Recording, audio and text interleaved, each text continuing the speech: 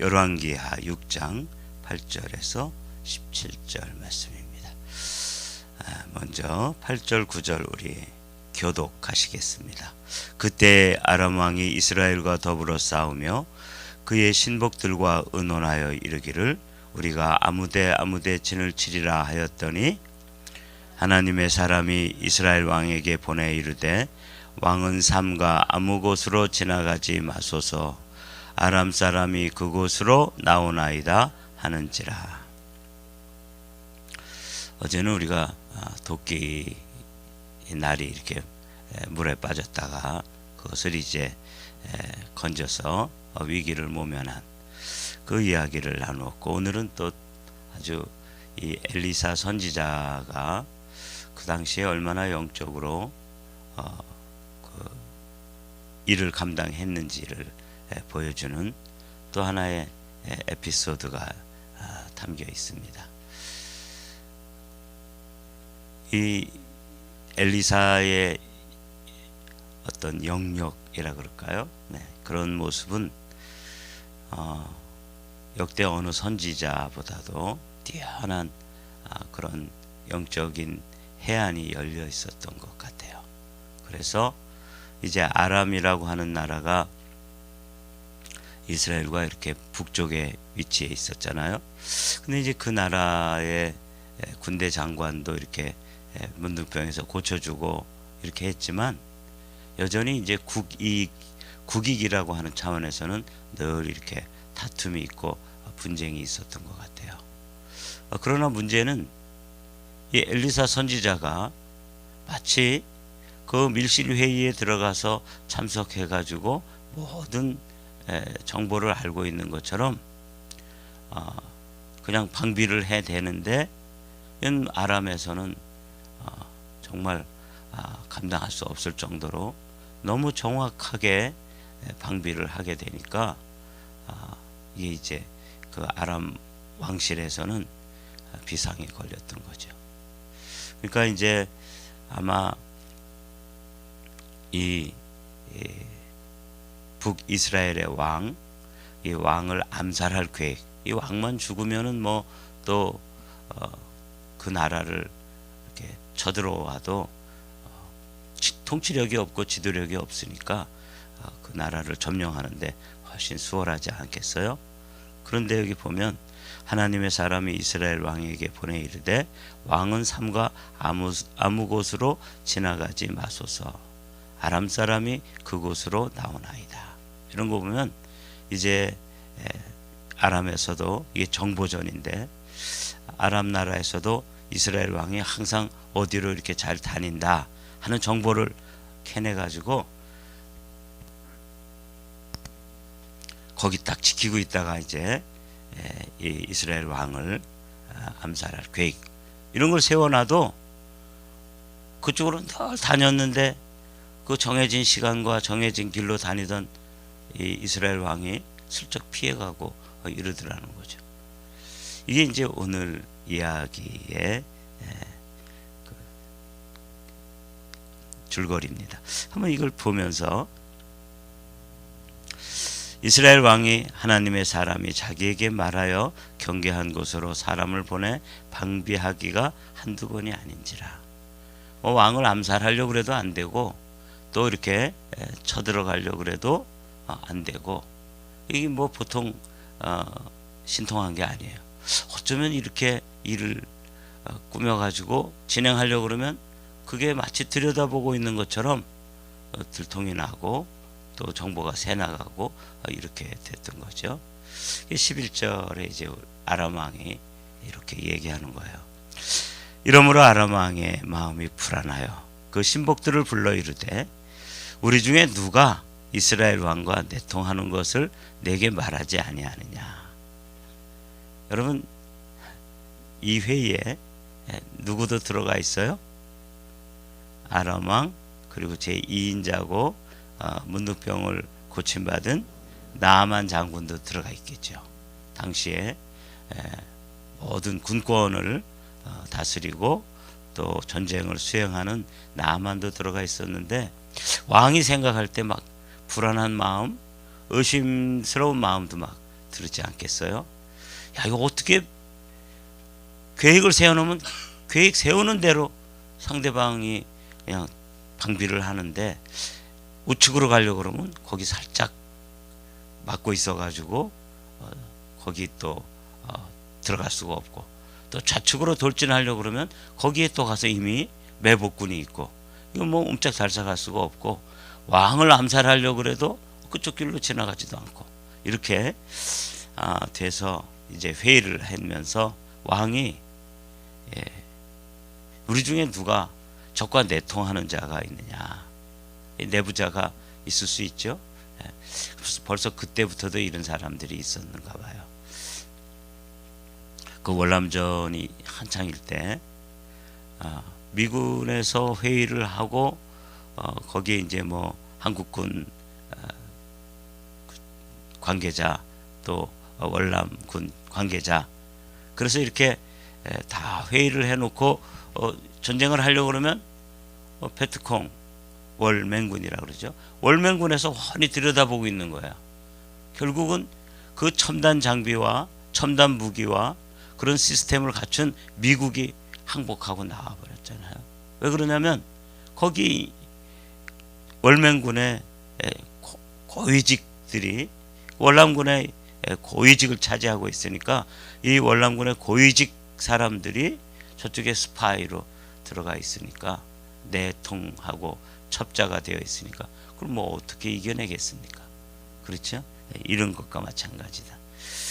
현대전도 마찬가지예요. 지금도 이 미국 안에도 중국의 고급 정보를 이렇게 슬슬 흘려주는 사람이 사실은 있을 테고요.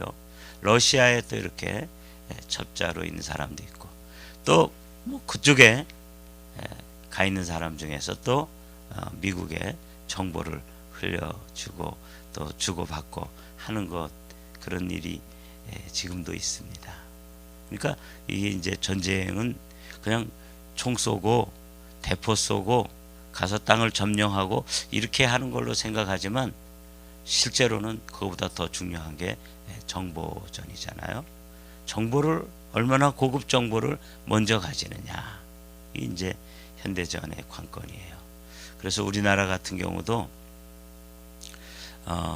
정보기가 떠 있대요. 늘 이 정보를 이렇게 수집하는, 비행기 한 대가 뭐 2,500만 뭐 억불이라 그러던가, 하여튼 뭐 상상을 초월하는, 정확한 숫자는 모르지만 그 비행기 한 대를 줘도 우리나라에서는 뭐 그 운영하기가 힘들 정도의 그런 경보기가 이렇게 떠 있는데, 그 한 대가 떠가지고 지상에 있는 그 물체의 움직임을 관찰하는데 사방 30cm, 그러니까 30cm 평방메타죠. 이렇게 그 정도의 물체가 움직이는 것까지도 공중에서 다 내려다보고 있다고 그래요. 그러니까 뭐 사실은 우리가 자동차를 몰고 가면 아무도 안 보는 것처럼 보이지만 그 정보기에 의해서 다 들여다보고 있는 거 여러분 아세요? 미국 상공에도 떠 있을 거고 그 한반도의 상공에도 떠 있어서, 그게 뭐 중국과 북한과 한반도와 일본 전체 이렇게 내려다보고 있는 것이죠. 그럼 우리가 몰라서 그렇지 지금도 그렇게 들어있어. 근데 뭐 지금부터 지금 여기에 있는 엘리사 시대는 뭐 그런 정보기가 떠 있는 것도 아니고, 그런데 왕이 생각할 때, 아람 왕이 생각할 때 아주 신기한 거예요. 그냥 작전을 세워놓으면 작전이 새 나간 것처럼 이스라엘에서 탁탁 아주 때를 맞춰가지고 방비도 하고 피해가기도 하고 이렇게 하니까, 이스라엘 왕과 내통하는 것, 내통자가 있다 이럴 때 제일 곤란한 사람이 한 사람이 있었겠다, 이런 상상을 해보았습니다. 이스라엘에 가가지고 엘리사 선지를 만나서 문둥병을 고쳤는데 아람 군대의 최고의 군사지휘권을 가졌던 군사령관이 나아만이었어요. 근데 나아만이 함께 작전을 짜가지고 이 왕과 작전을 수행하면 이스라엘에서 탁탁 방비를 하니까 혹시 나만이 그 입었던 은혜 때문에 이렇게 이스라엘 사람들에게 정보를 흘려주는 게 아닌가, 이런 의심을 받았을 첫 번째 대상이 이 나만이 아니었을까. 굉장히 곤란했을 것 같아요, 나만의 입장에서는. 그러자 이제 신복 중에 한 사람이 그렇지 않다. 12절입니다. 그 신복 중에 한 사람이 이르되 우리 주 왕이여 아니로소이다. 오직 이스라엘 선지자 엘리사가 왕이 침실에서 하신 말씀을 이스라엘의 왕에게 고하나이다 하는지라. 이건 조금 부풀려진 말씀이죠. 어찌됐거나 이렇게 마치 침실에서 소곤소곤 하는 이야기까지 알고 있는 것처럼 엘리사가 훤히 영적 해안과 그런 안목을 가지고 지금 우리의 정보가 마치 새나가는 것처럼 이런 현상이 나타나는데, 실제로는 엘리사라고 하는 그 선지자를 통해서 지금 이 일이 이렇게 진행되고 있는 것이다. 근데 진짜 이게 좀 제가 이 말씀을 좀 부풀렸다고 이렇게 말씀하는 것은 성경을 의심하는 게 아니고, 만약에 정말 엘리사 선지자가 들으려고만 하면 왕이 침실에서 뭐 소곤소곤 하는 소리까지 다 들린다 그러면 이 사람 온전하겠어요? 좀 무슨 껐다 켰다 하는 장치가 있는 것도 아니고 그냥 막 들린다 그러면 막 미치죠. 이런 건 아닌 것 같고, 그렇게 하나님께서 세세하게 알려주실 때 알려주셔야 할 경우에 알게 하셨다 하는 걸 이제 이 아람 사람들이 왕이 침실에서 아주 은밀하게 하는 그런 행동이라든지 그런 그 말, 그런 그 비밀 회의까지도 다 들여다보고 있습니다. 이렇게 이제 얘기한 거죠. 그러자 이제 왕이 작전을 바꿨어요. 왕이 이르되 너희는 가서 엘리사가 어디 있나 보라. 내가 사람을 보내어 그를 잡으리라. 왕에게 아뢰어 이르되 보라 그가 도단에 있도다 하나이다. 그러니까 요 13절에는 왕의 지시와 그 지시가 있은 후에 이제 이 엘리사가 기거하는 곳, 옮겨 다니는 사람이니까 어디에 있다? 도단성에 있다. 이렇게 됐다는 거죠. 왕이 이에 말과 병거와 많은 군사를 보내매 그들이 밤에 가서 그 성읍을 에워쌌더라. 이거 보십시오. 제가 이게 이제 선별적으로 하나님께서 열어주시고 하나님께서 들려주실 때만 들린다고 하는 게 14절을 보면 알 수 있죠. 까마득히 모르지 않습니까? 그래서 이런 경우에는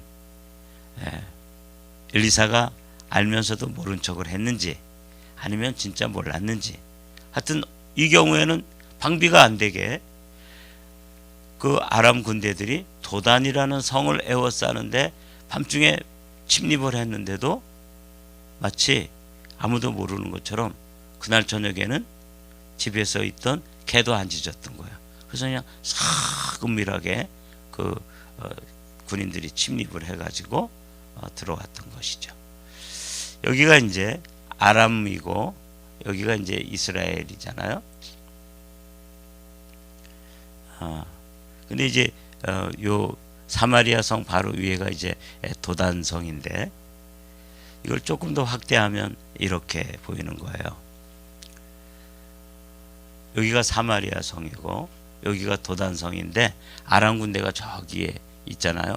이 사람들이 밤중에 여기 도단성을 에워쌀 만큼 깊숙이 이스라엘 진영으로 들어왔는데도 아무도 몰랐어요. 그 전에는 들어오는 족족 좌측을 공격하겠다 싶으면 거기에 방비가 되어지고, 우측을 공격하고 싶다 그러면 우측을 방비하고, 어느 성읍을 이제 점령을 해야 되겠다 그러면 그 성읍이 탁탁 군사들이 증원이 돼가지고 방비가 되기도 하고, 왕을 암살하기 위해서 왕이 지나가는 통로를 이렇게 알아내가지고 거기에 매복군을 해놓으면 왕은 슬쩍 비켜가고 뭐 이랬었는데, 이번 경우에는 전혀 다르게 여기 있던 아람 군대가 이 도단성을 다 에워쌌다 하는 걸 지도를 보면서 이런 경우에는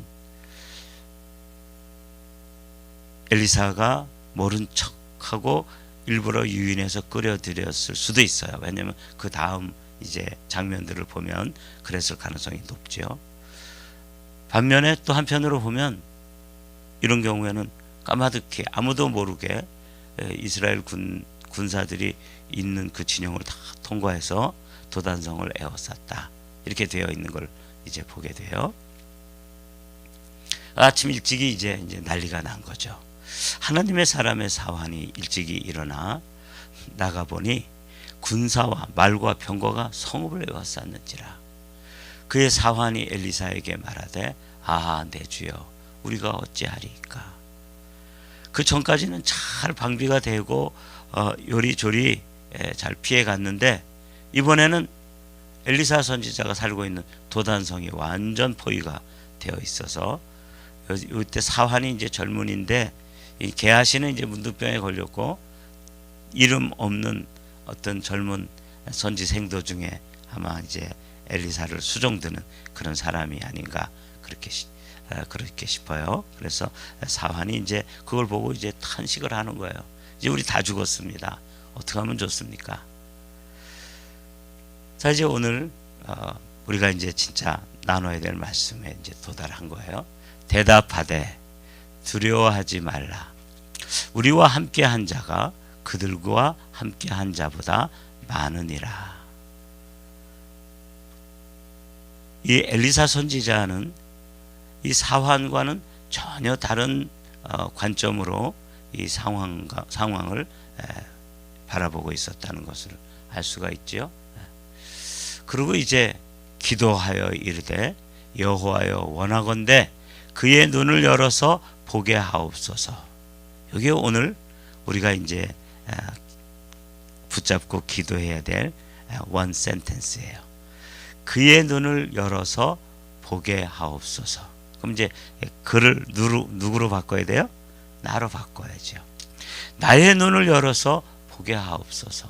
그러니까 우리가 지금 맞닥뜨리고 있는 사건, 사물, 사람 그런 문제들에 대해서 나의 눈, 내가 원래 가지고 있던 관점, 그런 통찰력, 그런 육신의 눈으로 바라보던 이 관점이 한 단계 업그레이드 돼가지고 열리면 이전에 보지 못하던 것을 볼 수 있다는 것이죠. 그의 눈을 열어서 보게 하옵소서. 오늘의 이 문제는 뭐냐면 나의 눈을 열어서 보게 하옵소서. 저는 이게 정말 간절해지더라고요. 정찰기를 띄워가지고 지상에 있는 30cm 정도의 물건이 움직이는 것까지도 다 내려다보는 이런 세상, 그 30cm란 말이죠. 근데 이제는 그 정보기가 어느 정도까지 이제는 발전되냐면 10cm 정도의 그런 물건이 움직이는 것까지도 파악한대요. 그러니까 뭐 이거 훤히 잘 들여다보고 있는 것이죠. 그러니 뭐 북한에서 어디 가서 핵실험을 한다든지 뭐 유도탄 실험을 한다든지 그래서 이렇게 옮겨가 아무리 깜깜한 밤중에 은밀하게 옮겨가도 사실 미국에서는 그 정보 정찰기를 통해서 다 들여다보고 있고 내다보고 있는 것이죠. 이게 이제 현대전인데 우리는 뭐 그런 것들은 군인들이 할 거고 우리는 어떤 사람들이에요? 영적 전투를 해야 되는 사람이죠. 그 영적 전투를 해야 되는데 영적 전투를 하는 데 있어서 가장 중요한 게 뭐냐면 눈이에요. 눈. 그래서 오늘 우리가 하나 이제 원 센텐스를 만든다면 영적 전투의 관건은 눈싸움이다. 누가 제대로 볼 수 있는 눈을 가지고 있는가? 주님께서도 이런 말씀 하신 적이 있죠. 소경이 소경을 인도하면 둘 다 구렁텅이에 빠진다. 목사도 소경이고 성도들도 소경이면 이거 얼마나 안타까운 현실입니까? 그렇죠? 근데 목사도 눈을 뜨고 있고 영적 전투에, 그리고 성도들 가운데도 영적 전투에 안목이 열린 사람들이 있어서 같이 보는 똑같은 관점을 가지고 영적 전투를 수행해 나가면 우리가 지금 감당하고 있는 영적 전투에서 날마다 승전을 할 수 있는 거죠. 그러니까 관건은 눈싸움이에요. 누가 제대로 된 안목과 관점과 통찰력과 영안을 가지고 있느냐, 눈싸움이라고요. 그래서 우리의 기도 제목이죠. 나의 눈을 열어서 보게 하옵소서. 조금 더 범위를 넓힌다면 우리의 눈을 열어서 보게 하옵소서. 이 새벽 기도에 나오는 성도들만이라도 좀 이 영적 눈이 열려서 현상만 보지 말고 실상을 보게 하옵소서. 17절을 다시 한번 읽어볼게요. 기도하여 이르되 여호와여 원하건대 그의 눈을 열어서 보게 하옵소서 하니 여호와께서 그 청년의 눈을 여심해. 계속 눈이 열리는 게 지금 나오잖아요. 노란 하이라이트 다 같이 읽어보죠. 시작. 그가 보니 불말과 불병거가 산에 가득하여 엘리사를 둘렀더라. 이걸 보는 사람과 보지 않는 사람, 보지 못하는 사람이죠. 보는 사람과 보지 못하는 사람의 차이는 어마어마하게 큰 거죠. 제가 한번 그림으로 그려봤습니다. 이게 이제 엘리사와 이 사환이 아람 군대, 거기 지금 앞에 있는 건 아람 군대예요. 그 아람 군대를 본 거죠. 그건 엘리사도 보고 사환도 보는 거죠. 근데 엘리사는 그 너머에 또 뭘 봐요? 불말과 불병거가 있는 거 그림으로 보이시죠? 거기까지 보고 왔는데 사환은 바로 앞에 있는 현상만 보고 있었다는 거죠. 그걸 이제 제가 경험의 눈, 육신의 눈이라고 요약을 해봤어요. 근데 이제 엘리사의 경우에는 실상을 보는 거예요. 현상 너머에 있는 실제 상황이 뭐냐면 믿음의 눈으로 보고 하나님이 보여주셔서 열어주셔서 보여주는 걸 봤더니 불말과 불병거까지를 보았다는 거죠. 우리가 시편 121편에 보면 내가 산을 향하여 눈을 들리라. 나의 도움이 어디서 올꼬? 탄식이에요. 아, 엘리사 선지자여, 큰일 났습니다. 우리 다 죽게 됐습니다. 이 사환이 탄식을 하는 것처럼 내가 산과 같은 문제를 만났을 때 그 산을 바라보고 탄식하는 거죠. 나의 도움이 어디서 올꼬? 이거 뭐 어디 누가 도와준다 그래도 이 문제를 어떻게 해결하겠느냐?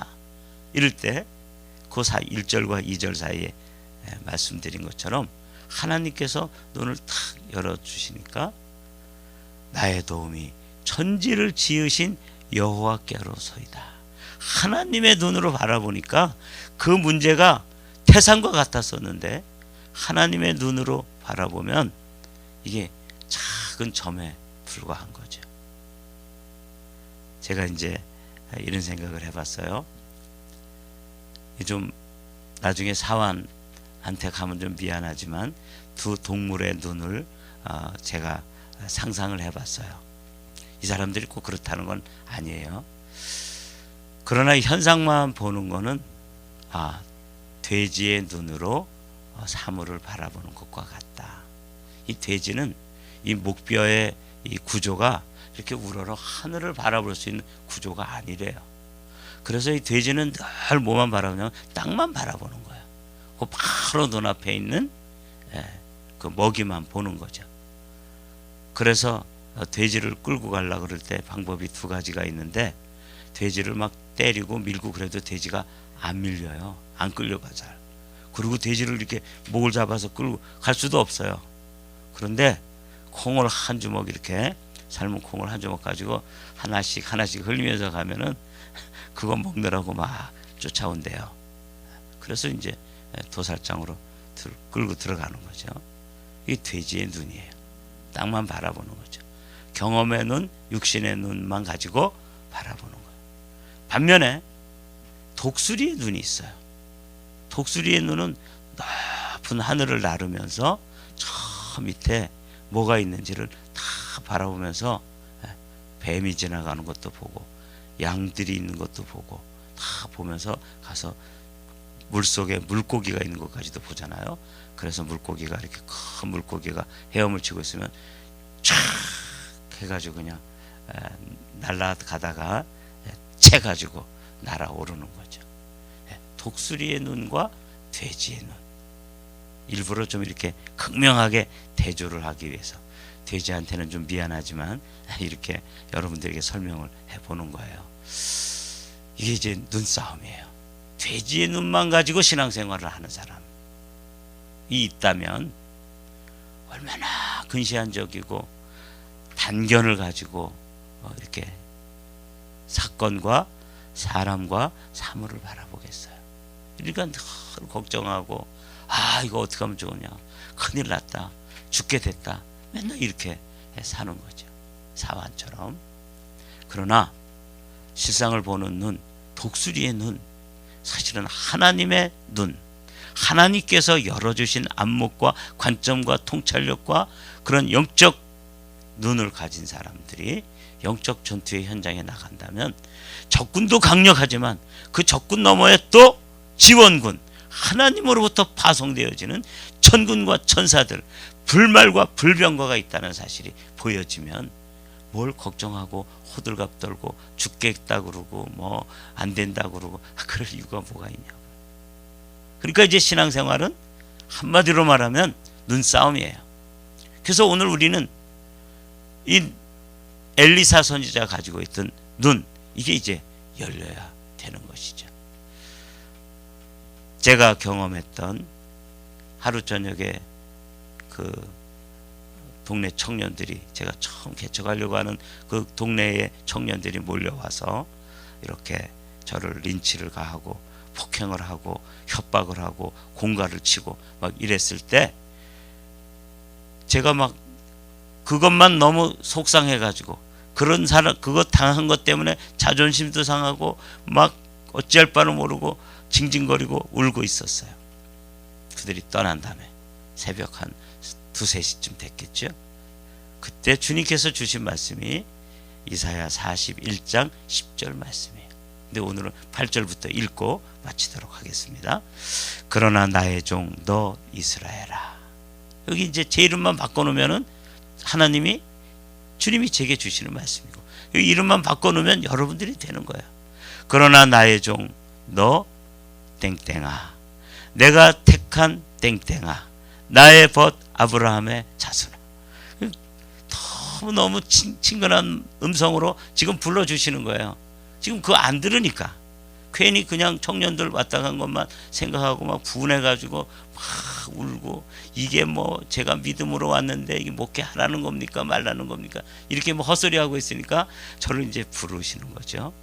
내 종, 나의 종 이스라엘아, 내가 택한 야곱아, 나의 벗 아브라함의 자손아.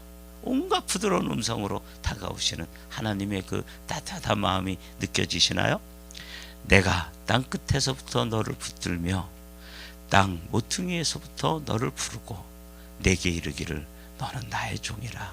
내가 너를 택하고 실어 버리지 아니하였다 하였노라. 그러니까 그 현상만 바라보고 낙심하거나 절망하거나 또 분해하거나 이러지 마라. 하나님이 계시다면 그 세 사람 찾아와가지고 저를 막 멱살잡이를 하고 그럴 때 거기서 막 불벼락을 내리거나 이러면 얼마나 멋있겠어요. 그죠? 아침에 그 사람들이, 동네 사람들이 일어났는데 그 전도사를 해치러 갔던 것들이 마당에 막 질비하게 넘어져 있었더라. 이러면은 제가 좀 더 좀 면이 서고 뭐 그러지 않았겠어요?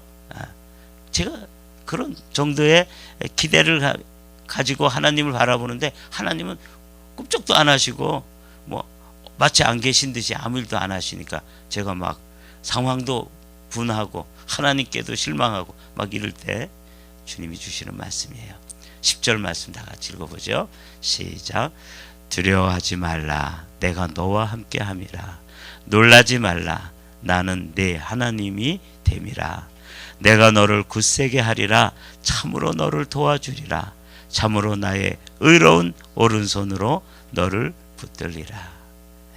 그 도단성에 아람 군대가 쳐들어와 가지고 막 둘러싸고 있을 때 하나님께서 그 사환의 눈을 열어서 이제 현상 너머의 실상을 보게 하셨을 때 그는 평생 동안 그런 관점으로 사건과 사물과 사람을 바라봤을 것입니다. 저도 그 전도사 시절에 들어간 지 그 동네에 들어간 지 며칠 안 돼서 이런 일을 당하고 나서 이 말씀을 가지고 이 말씀이 저에게 읽을 때든지 어디 걸려 있든지 그럴 때마다도 그 현장에 그 전율이 느껴지는 거예요. 하나님이 두려워하지 말라고 그러시고 사실은 내가 너와 함께 한다고 그러고 내 의로운 오른손은 너를 붙들고 있다고 그러고 이 말씀이 제가 감옥에 들어가 있을 때도 이 말씀이 제게 다시 찾아오셔가지고 제가 말씀을 붙잡을 때 말씀이 누구를 붙잡아 주세요? 저를 붙잡아 주시는 그런 놀라운 경험들을 제가 30년 목회를 하는 동안에 저를 붙잡아 주시는 말씀이 되어 주셨던 거죠. 그 얼마나 귀한 경험이었습니까? 사랑하는 성도 여러분, 오늘 우리의 기도 제목은 뭐냐면 눈을 열어주소서. 나의 눈을 열어주소서, 우리 목사의 눈을 열어주소서, 그리고 우리 성도들의 눈을 열어주소서. 이걸 좀 집중적으로 기도하는 복된 아침 되기를 원합니다.